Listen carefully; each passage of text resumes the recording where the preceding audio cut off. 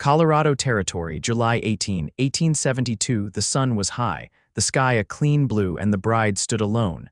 The small church outside Fort Garland had gone quiet, the kind of quiet that follows shock and shame. The preacher's Bible hung limply in his hand. The guests shifted uncomfortably in the pews. And at the front, under white ribbons and wildflowers, a young woman in lace stood with her hands clasped, staring at the dust cloud left behind by the man who'd just ridden off. Amelia Barnes did not cry. Not yet. Her veil fluttered in the warm wind. Her lips were pressed tight, her fingers white around the little bouquet she still held. She was 24, the only daughter of a rancher who had mortgaged half their land to pay for her dress and the wedding feast. And the man who was supposed to marry her, Nathaniel Carter, had bolted the moment the preacher asked if he would take her hand in front of God and everyone. From the back of the crowd, a man stepped off his horse. His name was Elias Jennings. He was tall, lean, with a sun-darkened face and gray dust on his boots. He had not come for a wedding. He had come for feed and a new saddle strap. But when he saw the bride get left behind, he stopped cold in the road. For a long moment, he just watched her.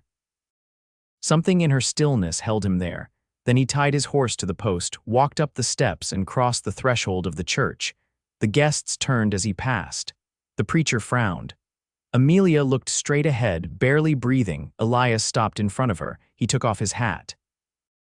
"I do not know you," he said, voice low but clear. "But I saw what happened, and I will not let you stand here alone." She blinked, startled. "I am Elias Jennings," he said, "and I would never leave you." The silence broke into murmurs. Her mother gasped, but Elias stood steady, eyes on hers. Amelia's throat worked. "You do not even know me," she said softly. "I reckon I know enough," he said. "You showed up, you stood here, you stayed when he ran. That tells me plenty." She stared at him. For the first time since Carter left, the weight in her chest shifted. "You do not have to pretend kindness," she whispered. "It is already over." "I do not pretend," Elias said. "I mean every word." She looked down at the bouquet in her hands. Then, slowly, she handed it to the preacher. "I would like to sit down now," she said. Elias offered his arm. She hesitated, only for a breath. Then, with the eyes of the whole town on her, Amelia Barnes took Elias Jennings' arm and walked with him down the aisle and out into the light. They sat on the back steps of the church, away from the whispers and stares. Amelia folded her hands in her lap, her veil pulled off and resting beside her. "I feel like a fool," she said after a long silence. Elias leaned his elbows on his knees. "You are not. I should have seen it coming. Maybe, but he is the one who ran." She looked at him. "Why did you come up there?" He shrugged. "Because you looked alone, and I know what that feels like." They sat quiet again. The wind picked up through the cottonwoods. A hawk circled over the ridge. "I do not know what to do now," she said finally. "Come with me," Elias said. She turned to him. "I have a place down near La Veta Pass. Not much," he said, "but it is quiet. You can stay there a while. Think things through. No one will bother you. And what do you get from that?" He looked at her, dead serious. "I get to do something right." By nightfall, they were riding south. Elias had borrowed a second horse from the stable. Amelia sat straight in the saddle, her wedding dress rolled and tied behind her, her hair pinned up tight. They rode in silence most of the way. But quiet with Elias did not feel empty. It felt steady. His cabin was small, one room, tucked beneath the pines with a view of the valley below. He showed her the well, the shed, the stove. He laid out a cot for her near the hearth and took a blanket out to the porch for himself. "I will not be any trouble," she said as she stood in the doorway, watching him spread the blanket. "I did not bring you here to worry," he said. She looked at him a long while. "You are different from most men I have met." He met her gaze. "I do not care much what people expect. Only what I believe is right." She nodded once, then went back inside. That night she lay awake staring at the rafters. She listened to the crickets, the wind in the trees, and the soft breath of Elias sleeping just outside. For the first time in days, her chest did not feel like it was caving in. Morning came with the smell of coffee and cornmeal frying in the pan. Elias was already up, shirt sleeves rolled, a quiet rhythm in his movements. "I can help," she said, stepping into her boots. He looked over. "You do not have to." "I want to." So she sliced potatoes while he chopped wood. They barely spoke, but the quiet between them grew warmer, steadier. By the third day, she had cleaned out the shed, patched a leak in the roof, and started a garden bed out back. Elias began coming in earlier from his work, sitting beside her as the sun set across the valley. One evening, as they watched the light turn gold on the hills, she said, "Why have you never married?" He shrugged. "Never met someone I believed in." She smiled a little. "That is a hard thing to say to a woman you just rescued." He looked at her. "It is not rescue if you are the one holding me together." Her breath caught. He stood then, quiet and solid as ever. "I will not push," he said. "You are free to leave whenever you want, but if you stay." "I will never walk away." She stared at him, heart pounding. "I am not going anywhere," she said. "Not unless you do." He nodded once. "Then we will take it from there," and they did, each day a little closer, a little more laughter, more looks held too long. By the end of the first week, she had moved her cot closer to the hearth. By the second, she was waking before him just to watch the morning light across his face. Elias never asked for more than she offered. But every step she took, he met her with something steady and real. And one night, as the stars burned high and the fire popped low, she reached for his hand. He looked at her, surprised. "I believe in you," she said. He did not speak, just leaned forward, slow and sure, and kissed her like she was the only thing that had ever made sense. From that moment on, she was. The first rain came 3 weeks after she'd arrived at the cabin. Not rattling or fierce, just a soft, steady fall that soaked the pine needles and turned the earth rich and dark. Amelia stood beneath the porch eave, arms folded, watching the drops bead on the fence rail. She hadn't said much that morning. Elias hadn't asked. He worked in the shed, reshaping a warped gate hinge by lantern light. She listened to the rasp of the file, the quiet clinks of metal on metal. It was a sound that steadied her more than she would have expected. "Did you always work with your hands?" He didn't answer right away, just kept filing, working the shape smooth. "Since I was 12, he said finally. Stepfather didn't believe in idle hours. She stepped off the porch and walked through the rain, bareheaded. Her skirts caught at her ankles in the wet grass. "What happened to your father?" Shot outside of Trinidad. "Got caught in someone else's quarrel." She leaned against the doorframe of the shed. "And your mother?" "Remarried a man who didn't like boys asking questions." Amelia looked at his hands. The knuckles were scarred, the nails short. She didn't ask anything else. Instead, she reached for the rag on the workbench and handed it to him. He took it, nodded. "Why did you stay after he left?" he asked. She didn't flinch. "Because if I'd followed him, I would have proven him right. And if you'd run, I'd have proven everyone else right." Elias set the hinge down. "What do you believe now?" "That I'm not broken," she said. The rain deepened.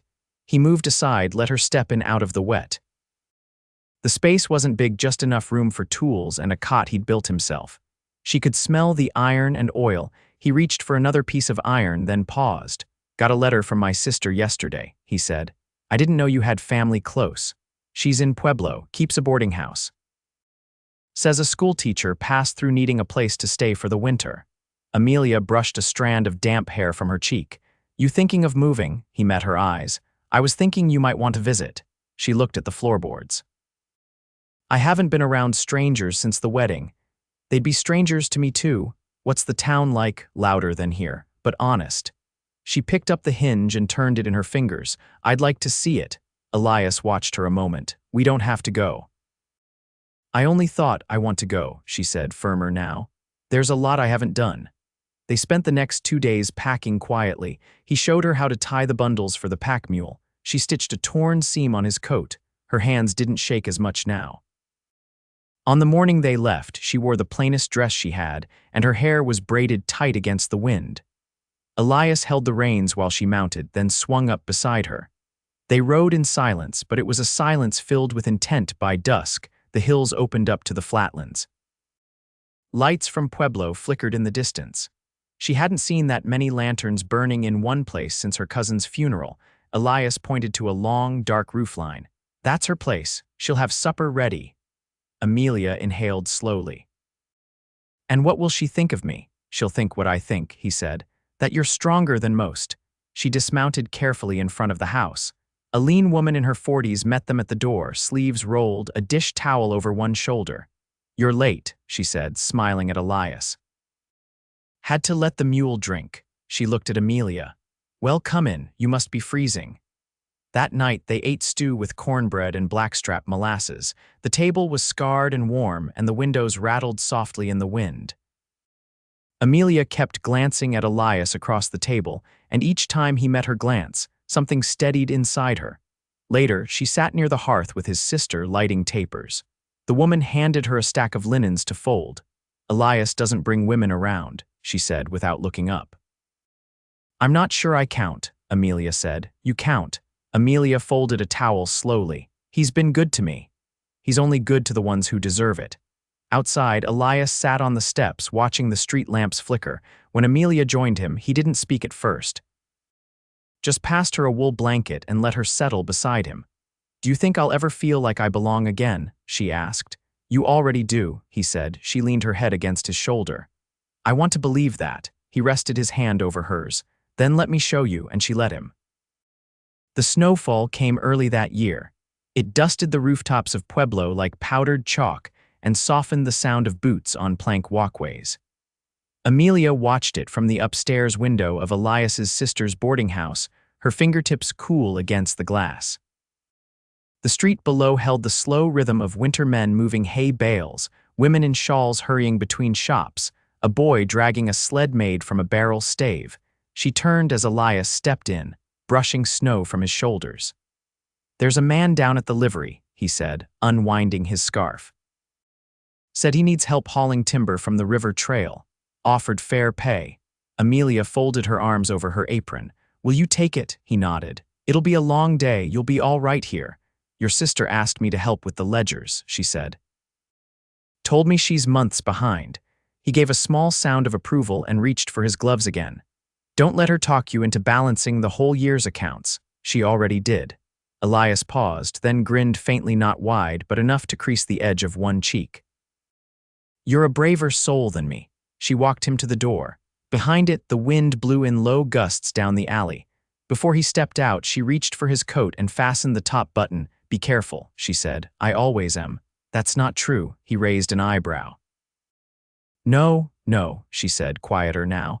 You walked into a church full of strangers and offered your name to a woman you'd never met. His eyes didn't leave hers, and I'd do it again. He left before she could say anything else. The door clicked softly behind him. Downstairs, the boarding house was warm with the scent of boiled coffee and pine soap. She found the ledger book beneath a stack of unpaid bills and sat at the kitchen table, the oil lamp flickering against the walls. The numbers came easy columns of figures, neat and straight.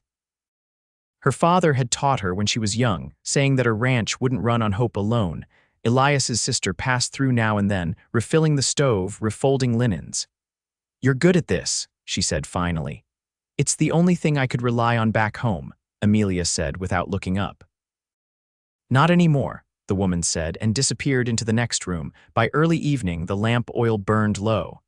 Amelia leaned back, flexing her fingers. Outside, the snow had thickened, blanketing the hitching posts and muffling the rattle of wagons. Elias hadn't returned. She stood, wiped her hands, and lit a second lantern. The warmth of the kitchen had long since faded from her skin. She reached for her shawl, then paused at the window. A figure approached through the snow. Not hurried, just steady, like always. His coat was darker with water, and he walked with a slight hitch in his step. She opened the door before he reached it. You're late, she said. Horse lost a shoe near the canyon bend, he said. Had to walk the last mile. She stepped aside. Come in before you freeze. He shrugged out of his coat and hung it near the hearth, then sat at the table. His hands were scraped and red from the cold. She fetched a cloth and warm water without asking. Kneeling beside him, she cleaned the worst of the grit from his knuckles. He watched her work. You always look after people this way. No, she said, wringing the cloth. Only you. He didn't smile, just reached out and touched her wrist. I thought about you all day. She looked up. What did you think? That I've never known someone who made me want to stay in one place. Amelia sat back on her heels. The fire behind her cast his face in soft orange light. The lines near his mouth, the curve of his jaw, none of it had changed since the church. But something in his eyes had settled, like a man who'd made peace with something he didn't know he'd been fighting. You don't have to leave anymore, she said. He reached for her hand. I don't want to. Later, upstairs, she lay beside him beneath the quilted blanket, listening to the creak of the wind in the shutters. His arm was heavy around her waist, his breath warm against her neck. You still believe in me? He asked quietly. She turned, brushing her fingers along his jaw. I believe in us. Outside, the snow fell heavier, blanketing the town in silence. But inside, in that narrow room above the kitchen, there was nothing left to prove, only the warmth of two people who had found each other by accident and stayed by choice. The boarding house roof had begun to sag under the deepening snow, and the stove in the kitchen groaned with the strain of staying lit through the coldest nights. Elias fixed the roofline with a borrowed ladder and a length of tarred canvas, while Amelia stitched new ticking for the guest pillows upstairs. Their days had settled into a rhythm that neither of them named aloud, but both moved within easily like a wheel that finally found its groove. One morning, Elias returned from the blacksmith's with a folded note in his pocket. He laid it on the table between them after breakfast, his brow drawn low. Sheriff Whitlow sent word, he said. He's asking for men to ride south. Freight wagon overturned near the Greenhorn foothills and they lost livestock in the spill. Amelia set down her cup. You thinking of going? 3 days ride there and back. They'll pay in coin and grain, he said. Enough to feed everyone here till spring. She brushed a thread off the table. Who else is going? Just me and a ranch hand from San Carlos. Nobody else is willing. She didn't answer right away, only nodded and stood to gather the dishes.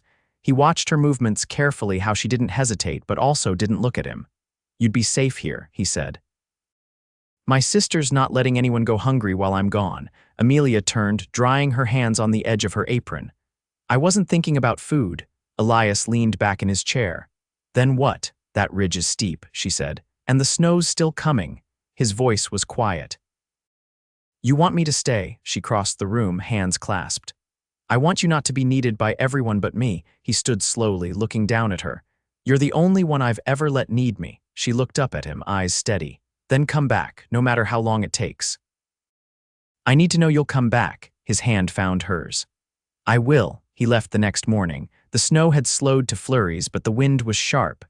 She watched him ride out from the parlor window, his figure growing smaller until the trees swallowed him whole. The days passed slowly. She kept herself busy mending curtains, teaching the boarding house boy his letters by candlelight, baking biscuits that never rose the same way twice. But every evening, when the lamps were lit and the town quieted, she sat by the stairwell and listened for his boots. On the 6th night, the wind shifted. A northern current rolled in, brittle and loud. She barely slept, waking at every creak in the walls, every gust against the panes. At dawn, a knock startled the kitchen into silence. His sister opened the door, and there he stood covered in mud to the knees, shoulder bruised but upright. Amelia didn't wait. She crossed the floor and gripped his coat before he could speak. I told them I'd come back, he said, voice hoarse. She pressed her forehead against his chest. You're late. I broke trail most of the way, took longer. You're still late, he smiled, just enough to soften the lines around his mouth. I'll make it up to you. That night, after his bruises were cleaned and the house had gone quiet, they sat in the attic room beneath the sloped roof. He unrolled a small canvas bundle from his saddlebag and laid it in her lap. She opened it carefully. Inside was a carved brooch, a bird in flight, whittled from black walnut. I made it while I waited out the river crossing, he said. Didn't have much else to do. She turned it over in her hands. It's beautiful. It's yours, he said. I didn't want to bring back just coin and grain. She looked at him, and this time her throat tightened in a different way. You don't have to give me things. I know, he said. But I want to. She fastened the bird to the collar of her dress, hands trembling slightly. I've never had anything like it. Elias leaned forward, his forehead brushing hers. Then get used to it. I plan on giving you more. She closed her eyes, breathing in the scent of river wind still clinging to his coat. You already have. Downstairs, the fire crackled low, and the snow settled again over the rooftops. But upstairs, beneath that slanted ceiling, the world felt full with the quiet certainty of two lives no longer drifting. The last of the snow melted into mud by the time March settled over Pueblo, leaving the rutted streets slick and the air full of thaw. The river ran faster, carrying along branches and winter's debris, and the boarding house, once wrapped in silence, now buzzed with early travelers heading west with rumors of silver and new land. Elias had taken work at a nearby carpentry yard, shaping beams for a new mercantile going up near the depot. Every evening he came home with sawdust in his hair and the smell of pine clinging to his clothes. Amelia would meet him at the door with a basin and towel, not because she had to, but because she liked seeing him soften under her touch after a day spent holding tools. One evening, as he unlaced his boots by the back stairs, she stood beside the stove, her hands still dusted with flour. "There's a woman in town," she said, not turning from the bread she was shaping, "who wants to open a schoolhouse before summer." Elias paused, one boot halfway off. "What's she need?" "A teacher, and someone to help organize the books. She asked if I'd consider it." He straightened. "You thinking about it?" "I've already said yes." He nodded, jaw tightening a little. "That mean you'll stay here for a while," she said, "but I was hoping for somewhere quieter." He stepped closer, wiping his palms on his trousers. "I've been thinking about that too." She glanced up. "That land I told you about," he said. "Near Lavetta Pass, I still own it. The cabin needs shoring up and the fencing's mostly gone, but the well's clean and the soil's good." Her hands slowed in the dough. "You want to go back? I want to build something." "Not just for me." He reached for her wrist gently. "For us, if you want that." She looked at his hand, calloused and warm, and then at the scar above his knuckle she hadn't noticed before. "I do want that," she said. "But I don't want to be a guest anymore." "You wouldn't be." "I want to be your wife." He let out a breath, quiet and uneven. "I was going to ask you." "You just did." He smiled, not wide, but it reached his eyes. "Then marry me, Amelia." She wiped her hands on her apron and leaned forward, her lips brushing his like a promise. "Yes." They married under the cottonwood tree behind the boarding house, with only his sister, two travelers who happened to be passing through, and the boy who helped in the kitchen to bear witness. Elias wore his cleanest shirt and the same boots he'd walked into the church with months before. Amelia wore a pale blue dress she'd sewn herself, the carved bird brooch at her collar. Afterward, they shared bread and coffee at the kitchen table. No music, no speeches, just quiet smiles and the kind of warmth that didn't need to be spoken aloud. They left Pueblo 2 days later, traveling slow to let the wagon carry its weight without strain. Amelia rode beside Elias, her hands wrapped in wool and her eyes fixed on the road ahead. The mountains loomed soft and blue in the distance, still tipped with snow, but the valleys below were green with early grass. When they reached the cabin, it stood just as Elias had left it months before, weathered, but waiting. The shutters hung crooked, and the door creaked on its hinges, but there was a stillness to the place that felt like beginning. They spent the first week clearing brush and repairing the porch. Elias built a new table from fir planks he'd hauled in from the canyon, and Amelia lined the inside of the pantry with oilcloth stitched from sacks. They worked shoulder to shoulder, without the need to fill the silence. One afternoon, she found him standing in the doorway, looking out toward the line of hills where the elk sometimes crossed at dusk. "What are you thinking about?" she asked. He turned toward her, slow and sure. "How I never thought I'd have something that lasted." She walked to him, her hand slipping into his. "You do now."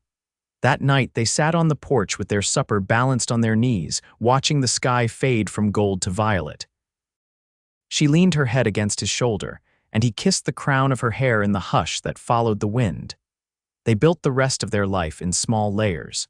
She taught reading to the children of neighboring ranchers twice a week, using a room Elias added to the cabin with his own hands. He took to planting more than just kitchen vegetables, rows of beans, corn, even a few apple saplings he hauled from a nursery farther east. Neighbors began stopping by, first for help with fence mending or a borrowed spade, then just to sit a while. Word traveled that the Jennings homestead was a place where the coffee was always hot, and the company didn't weigh heavy. Years passed, quiet and full. The apple trees bore fruit. The school grew from 4 children to 12. And in time, a cradle stood beneath the window, carved from pine and polished smooth by Elias's hands. Amelia rocked their daughter with slow, practiced motions, the carved bird brooch still fastened at her collar. Elias sat nearby, fixing the heel of a tiny leather boot she'd outgrown too quickly, his brow furrowed in concentration. "You're good at that," she said. "I've had practice." She smiled. "I never thought peace would look like this." He looked up. "It's not peace. It's a home." She reached for his hand. "Then let's never leave it." And they didn't. They lived the rest of their years beneath that wide Colorado sky, not loudly, not with great fanfare, but with the kind of quiet love that holds firm through every season. Together, they made a life that mattered, one built not from what had been left behind, but from everything they chose each day to build together.